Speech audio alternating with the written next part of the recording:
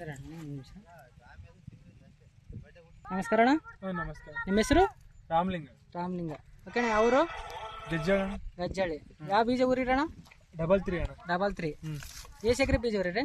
ಇದು 3 ಎಕರೆ.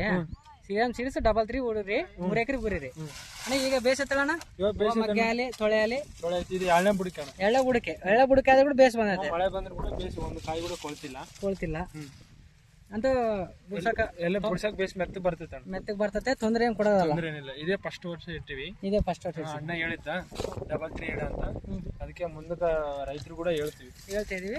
ಇದ್ರಾಗ ನೀಟಾಗಿ ಬರ್ತೀವಿ. ಈಗ ಔಟನ್ ಕೂಡ ಬೇಸ್ ಬರ್ತೈತೆ. ಬೇಸ್ ಒಂದು ಗಿಡಕ್ಕೆ ಒಂದು 20-30 ಕಾಯಿ ಇದೆ ಮೇಲೆ 30 ಇದೆ. ಅಲ್ಲಿ ಬಿಡಿಸಿ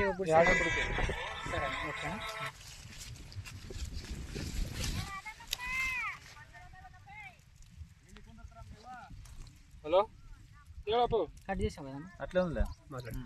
ಅಣ್ಣ ಈಗ ಅಂದಾಜು ನಿಮ್ಗೆ ಎಕರೆಗೆ ಎಷ್ಟು ಗಿಡ ಬರ್ಬೋದು? 25 ಬರೋದು ಅನ್ಕೊಂಡಿದ್ವಿ.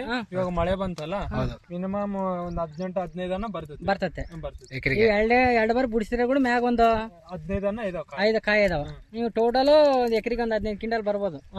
ಅದೇ ಮಳೆ ಬೇಸ್ ಬರ್ಲಿದ್ರಿಗೆ ಒಂದು 20 ಕ್ವಿಂಟಲ್ ತೆಗಿಬೋದು. 25 ಕ್ವಿಂಟಲ್ ತೆಗಿಬೋದು. ಮಳೆ ಬಂದತ್ತಲ್ಲ ಒಂದು ಮತ್ತೆ ಅಂದ್ರೆ ಇವಾಗ ನೆಕ್ಸ್ಟ್ ಮತ್ತೆ ಹೇಳ್ಬೋದಣ್ಣ ರೈತರುಗಳಿಗೆ? ಇದು ರೈತರು ಇಡುವಾಗ ಕಂಪಲ್ಸರಿ ಇಡಬೇಕು ಅಣ್ಣ. ಅಣ್ಣ ಹೇಳಿದ್ದ ನಾವು ಕೂಡ ಒಬ್ರು ಬಾಯಿ ಕೇಳಿಲ್ಲ. ಅಣ್ಣ ಹೇಳಿದ್ರೆ ಬೀಜ ಕೊಟ್ಟರೆ ಇಟ್ಟಿವಿ ನಾವು. ಹೌದಾ ರಂಗಪ್ಪ? ರಾಜಣ್ಣ ಇವಾಗ ಮೆತ್ತ ಬರ್ತಾವಲ್ಲ ಕೂಲಿಯರ ಅವ್ರು ನೋಡು. ದಿವಸ 6-7 ಮಂದಿ ಬರ್ತಾರ. ಇವತ್ತು 15 ಜಾಸ್ತಿ ಅದಾರ.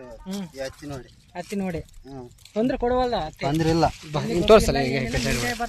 ಎಲ್ಲ ನೀಟಾಗಿ ಬರ್ತೈತೆ. ಎಲ್ಲ ನೀಟಾಗಿ ಬರ್ತೈತೆ. ಸುಮ್ಮನೆ ಸುದ್ದಿ ಹಾಕ್ಯಂತ ಇದೀವಿ. ಈ ಟಚ್ ಆಗೈತಿ. ಅದೇನೋ ಸ್ವಲ್ಪ ಜಾಸ್ತಿ ಆದ್ರೆ ಇದೇ ವರ್ಷ ಹಾಕಿದ್ ನೀವು? ಇದೇ ವರ್ಷ ನೀ ಎಲ್ಲ ಇಟ್ಟು ಸಾಕಾಯ್ತಿ. ನೀನ್ ಚೂದು ಕೊಡಪ್ಪ ಅಂತ